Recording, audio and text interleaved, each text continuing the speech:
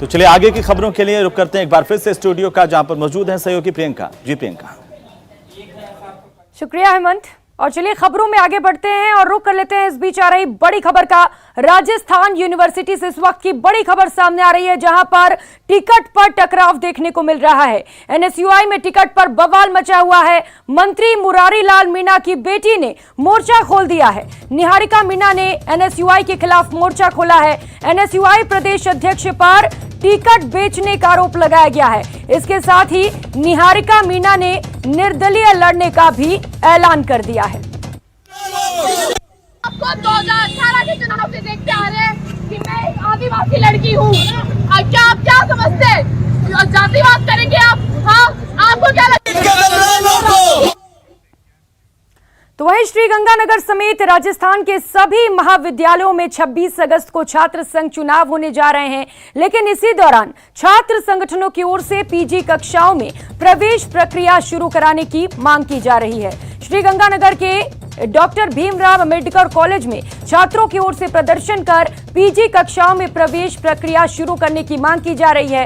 Ambedkar college पर प्रदर्शन कर रहे छात्रों का कहना है कि पीजी में प्रवेश प्रक्रिया शुरू नहीं होने की वजह से छात्र ना तो चुनाव लड़ पाएगा और ना ही अपने मताधिकार का प्रयोग कर पाएगा। ऐसे में राज्य सरकार को जल्द से जल्द पीजी कक्षाओं की प्रवेश प्रक्रिया शुरू कर देनी चाहिए और छात्रों को प्रोविजनल एडमिशन देकर छात्र संघ चुनाव में भाग लेने की अनुमति देनी चाहिए।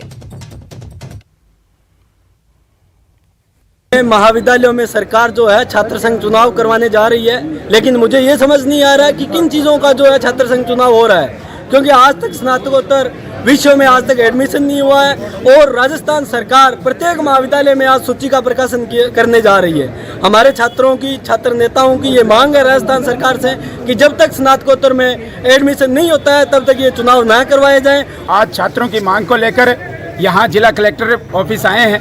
हमारी मांग है कि जो पीजी कॉलेज है या जो गवर्नमेंट कॉलेज है उसके अंदर एडमिशन दिए जाएं, क्योंकि जब तक विद्यार्थी का एडमिशन नहीं होगा वो चुनाव कैसे लड़ेगा, वो वोट कैसे देगा।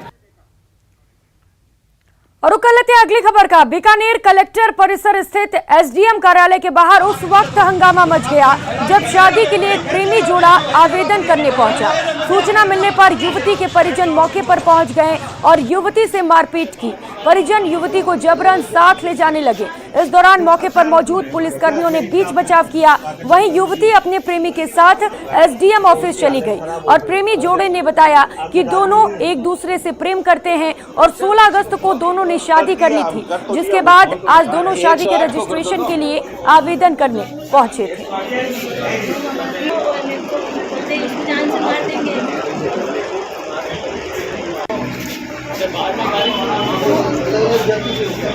दूसरे से शादी करी है और ये मेरे हस्बैंड है और मैं इनके साथ ही जाना चाहती हूँ। मेरे घर वालों ने मुझे जान से मारने की, मुझे और इसको जान से मारने की धमकी भी दी थी। पहले भी उन्होंने मेरे साथ मारपीट भी करी थी। अप्लाई कर दिया, सारा काम हो गया हमारा। हम लोग जाने वाले थे तो इसके मामा और एक चाचा वो आगे इसको जबरदस्ती घसीट रहे थे, हेलमेट से गंदी तरह मार रहे थे। मेरे को भी मार रहे थे, इसको भी मार रहे थे। घसीट कर घर पे लेके जा रहे थे जबरदस्ती कर रहे थे। आपने शादी कर ली? हाँ सर।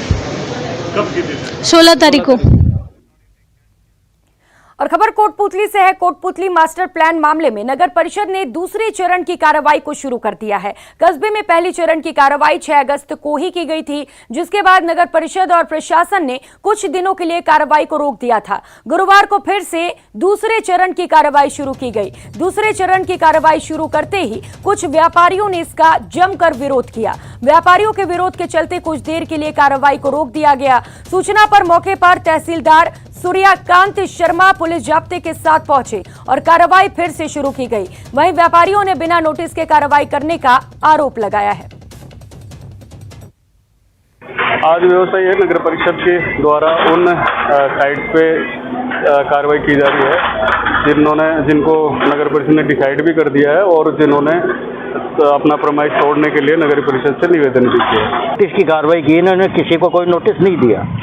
इससे पहले भी इन्होंने शुरू में 6 तारीख को दिया, उसमें मेरी एक दुकान इन्होंने तोड़ी जो 24 घंटे का नोटिस दिया था, उसमें भी इन्होंने 18 घंटे में इस दुकान को तोड़ा। अब मेरी दुकान जो है मेरी खरीदशुदा दुकान है, मैं उसमें व्यापार करता था, मेरी भाभी के नाम से है, वो मेरी पूंजी पूरी गई, मेरी दुकान चाहिए वो। और जब मैं कानून की लड़ाई लड़ रहा हूँ तो मेरे कानून की तो कम से कम इंतजार देखना चाहिए था। देखते हैं जो भी करते जो। वहीं जम्मू कश्मीर के पहलगाम में शहीद हुए सीकर के कांस्टेबल सुभाष चंद्र बैरवाल का अंतिम संस्कार उनके पैतृक गांव शाहपुरा में किया गया। बारिश के बीच किए जा रहे अंतिम संस्कार में शहीद को श्रद्धांजलि देने के लिए हजारों की संख्या में लोग जुटे। शहीद सुभाष के छोटे भाई ने मुखाग्नि दी। तिरंगे में लिपट कर आए अपने छोटे भाई को देखकर छोटे भाई बहन के आंसू नहीं रुक पाए।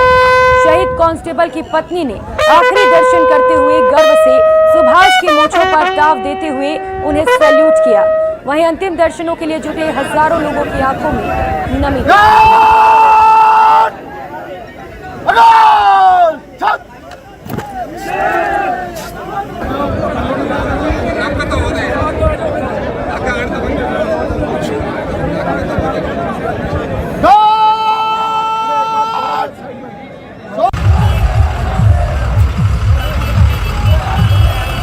अलग-अलग तस्वीरें इस वक्त आपके टीवी स्क्रीन पर दिखा रहे हैं। शहीद को राजकीय सम्मान के साथ अंतिम संस्कार दिया गया। पहली तस्वीर, सम्मान में तिरंगा यात्रा निकाली गई।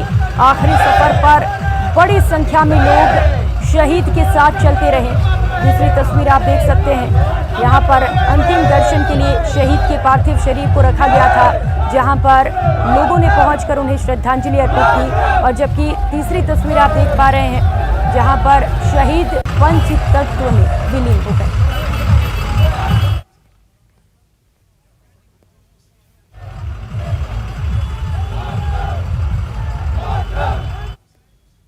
शहीद जो प्रकाश चंद्र शहीद हुआ है, न केवल शाहपुरा गांव को, न केवल इसके परिवार को, पूरे इलाके को बहुत बड़ा गर्व है, जिसने देश की रक्षा करने में, देश अपनी ड्यूटी निभाते हुए अपने प्राणों की कुर्बानी दी है।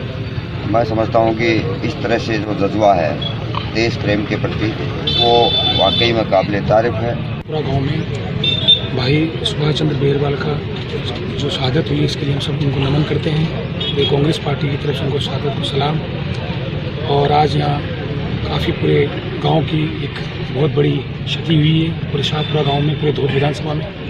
और हम समझते हैं कि भाई सुभाष चंद्र बैरवाल के जो पीछे परिवार को छोड़ के गए हैं, उसका पूरा ध्यान पूरे कांग्रेस पार्टी रखेगी और जो हर संभव मदद होगी पूरे परिवार के साथ हम खड़े हैं। ये मैं सबसे पहले कहना चाहूँगा।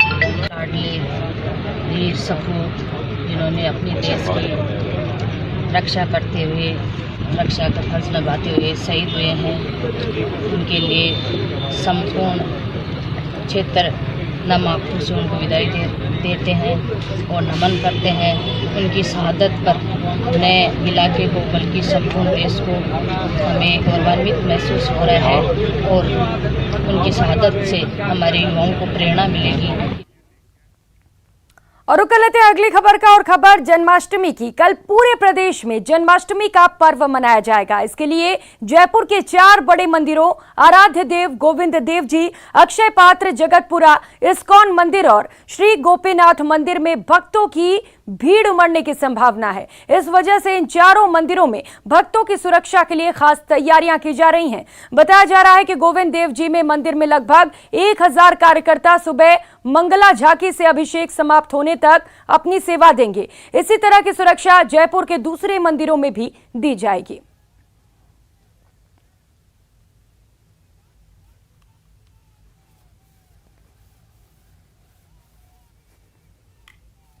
श्री कृष्ण बलराम मंदिर जयपुर जगतपुरा में इस बार 4:30 बजे भगवान का दर्शन होगा मंगला आरती के साथ, और 7:30 बजे भगवान का विशेष श्रृंगार किया जाएगा। ठाकुर जी की पोशाक इस बार वृंदावन से मंगाई गई है और भगवान को 108 व्यंजनों से भोग लगाया जाएगा। भगवान का सुबह 6:30 बजे, दोपहर 11 बजे, शाम को 4:30 बजे और रात को 10 बजे 4 बार अभिषेक किया जाएगा। तो कान्हा के स्वागत की तैयारी जोरों पर है। बाजार सज चुका है। भक्त अपने भगवान के आने की खुशी में फूले नहीं समा रहे। भगवान श्री कृष्ण के जन्मोत्सव के पर्व जन्माष्टमी को लेकर भरतपुर में खासा उत्साह दिख रहा है। श्रद्धालुओं की भीड़ बाजार में उमड़ने लगी है, जिससे व्यापारियों में भी हर्ष का माहौल है। कोरोना के कारण पिछले 2 साल से आंशिक रूप से कार्यक्रमों का आयोजन किया गया था, लेकिन इस बार ऐसी कोई बात नहीं है, जिससे श्री कृष्ण जन्माष्टमी को लेकर भक्तों में काफी उत्साह है। ब्रज क्षेत्र में होने के कारण वैसे भी भरतपुर में श्री कृष्ण जन्माष्टमी पर्व बड़े ही धूमधाम से मनाए जाने की परंपरा रही है। लोग भगवान श्री कृष्ण की पोशाक, लड्डू गोपाल पालना की खरीदारी में जुटे हुए हैं। श्री कृष्ण जन्माष्टमी पर्व को लेकर कई संगठन भी जमकर तैयारी कर रहे हैं। किला स्थित बांके बिहारी मंदिर सहित अन्य प्रमुख मंदिरों में इस मौके पर विशेष कार्यक्रम आयोजित किए जाएंगे। श्री बांके बिहारी मंदिर विकास ट्रस्ट 4 दिवसीय श्री कृष्ण जन्माष्टमी पर्व महोत्सव मनाएगा।